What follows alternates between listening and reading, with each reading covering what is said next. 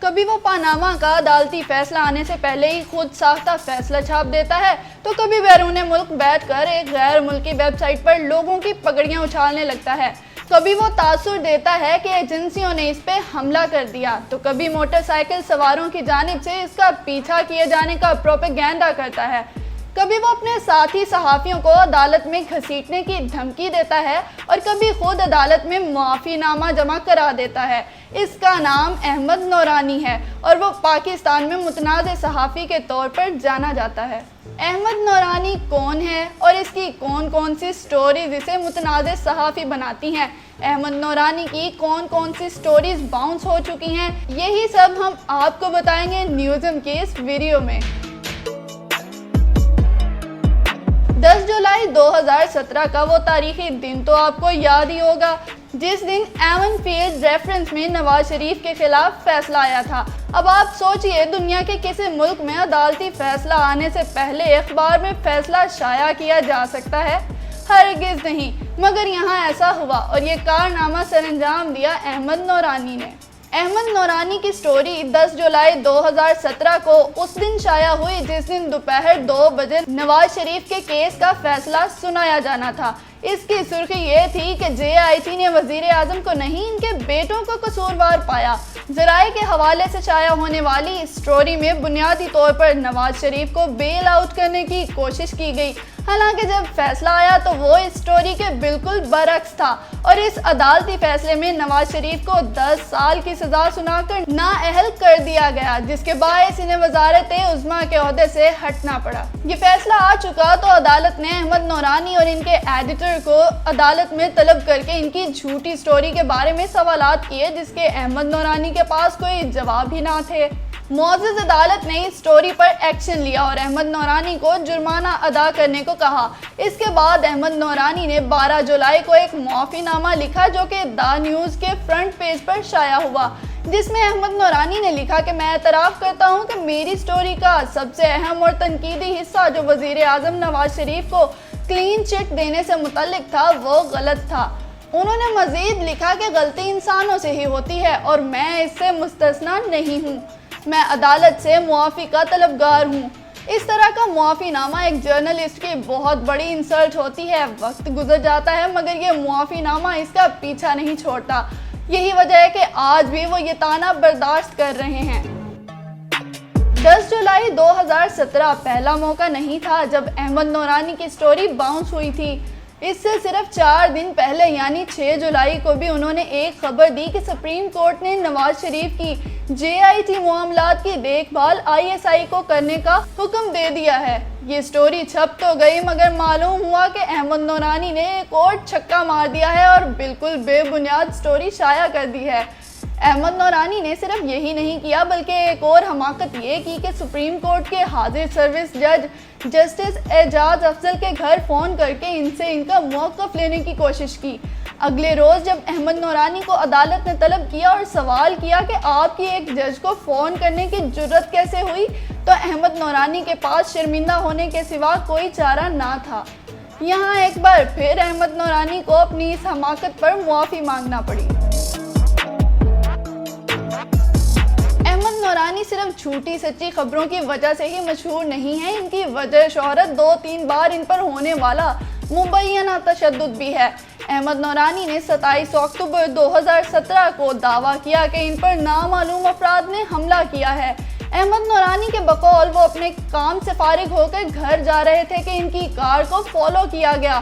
مسلح افراد motor cycle پر تھے اور انہوں نے احمد نورانی کو کھینچ کر گاڑی سے باہر نکالا اور لوہے کے راڈز، زنجیروں اور چاقوؤں سے مارا۔ احمد نورانی کے دوست اور کولیگ اعجاز سید کا اس واقعے کے حوالے سے کہنا تھا کہ احمد نورانی کے ڈرائیور کو بھی مارا گیا اور جو ہی لوگوں کا رش ہونے لگا لڑکے بھاگ گئے اور احمد نورانی کو اسپتال پہنچایا گیا جہاں انہیں ICU میں رکھا گیا۔ اس واقعے کے بعد اسلام آباد کے ہی ایک صحافی نے اپنے اخبار میں خبر شائع کرتے ہوئے دعویٰ کیا کہ احمد نورانی پر ہونے والے تشدد کے پیچھے کوئی ایجنسیاں نہیں تھی بلکہ ان کا کسی لڑکی کے ساتھ چکر تھا۔ और इन्हें लड़की के भाइयों ने तशद्दुद का निशाना बनाया। बाद में ये खबर लड़की के भाई के टाइटल से बहुत मशहूर हुई, लेकिन कुछ दिन के बाद नामालूम वजूहात की बुनियाद पर रिपोर्टर और अखबार ने अपना ये दावा वापस ले लिया, लेकिन लड़की के भाई का किस्सा इस्लामाबाद में गर्दिश करता रहा। इसके बाद 16 मई 2019 को एक बार फिर उन्होंने अपनी एक ट्वीट में दावा किया कि पिछली रात को 2 मोटरसाइकिल सवारों ने सेक्टर E11 मार्केट के रोड पर मेरा पीछा किया और मुझे रोकने की कोशिश की। इन दोनों में से एक तो मुझे बिल्कुल वही बंदा लग रहा था जिसकी टीम ने मुझ पर 27 अक्टूबर 2017 को हमला किया था।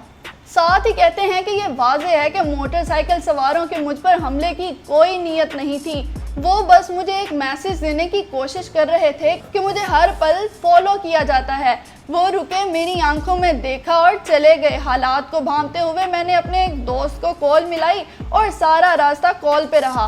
हालिया दिनों में अहमद नूरानी एक बार फिर मंजर आम पर आए जब उन्होंने बैरून मुल्क बैठकर एक गैर मारूफ वेबसाइट पर आधे अधूरे डॉक्यूमेंट्स के साथ स्टोरी शेयर की और दावा किया कि आसिम सलीम बाजवा ने हाजिर सर्विस जनरल होते हुए अमेरिका में प्रॉपर्टियां खरीदी और 99 कंपनियां बनाई। उन्होंने आसिम सलीम बाजवा पर फैक्ट्स एंड फोकस वेबसाइट पर संगीन इल्जामात लगाए हैं और कहा है कि CPAC के सरबराह जनरल आसिम सलीम बाजवा की बैरून मुल्क प्रॉपर्टीज़ हैं और ये प्रॉपर्टीज़ कोई एक दो नहीं बल्कि सैकड़ों हैं। अहमद नूरानी के मजमून के मुताबिक जनरल आसिम सलीम बाजवा के भाई, बेगम और बच्चों के नाम पर 99 कंपनियां हैं, 130 से जायद Paul franchise restaurants, 13 commercial buildings हैं जिनमें से अमेरिका में 2 शॉपिंग मॉल्स भी हैं। अब अगस्त 2020 में जब वज़ीर आज़म इमरान खान ने फैसला किया कि इनके तमाम मुंतखब वज़रा की तरह गैर मुंतखब वज़रा भी अपने असासाजात की तफसीलात देंगे, तब जनरल आसिम सलीम बाजवा ने भी अपने असासे जाहिर किए और तब भी इन पर इनकी गाड़ी की कीमत को लेकर तनकीद की गई कि इनको ये आलीशान कार इतनी सस्ती मिल कैसे गई। अब अपने असासों की तफसीलात में आसिम सलीम बाजवा ने मेंशन किया था कि इनकी अहलिया की बैरून मुल्क कोई प्रॉपर्टी नहीं है, मगर अमरीकी सरकारी दस्तावेज़ात के मुताबिक आसिम सलीम बाजवा की अहलिया अमेरिका में 13 कमर्शियल बिल्डिंग्स की मालिक हैं जिनमें से 2 शॉपिंग मॉल्स भी हैं। कुछ प्रॉपर्टीज़ की वो मुश्तरका मालिक हैं और इसके अलावा 3 ममालिक में 82 कंपनियों की आसिम सलीम बाजवा के भाइयों के हमरा बराबर की मालिक हैं। इनके सरमाए की मजमूई मालियत $40 मिलियन है। अहमद नूरानी का ये भी कहना है कि उन्होंने मुतअद्दिद बार आसिम सलीम बाजवा से राब्ता करने की कोशिश की कि वो अपने ऊपर लगे इल्ज़ामात का जवाब दें, मगर आसिम सलीम बाजवा गुरेज करते रहे और खबर के शाया होते ही आसिम सलीम बाजवा ने अपने ट्विटर अकाउंट पर सख्ती से तरदीद की और कहा कि एक अनजान वेबसाइट पर मुझ पर और मेरी फैमिली पर इल्ज़ामात लगाए गए हैं, ये एक प्रोपेगेंडा है और मैं इसकी तरदीद करता हूँ। अब अहमद नूरानी की इस स्टोरी की हालत ये है कि पाकिस्तान का कोई भी बड़ा न्यूज़ चैनल या अखबार इनकी स्टोरी को ऑन करने को तैयार नहीं।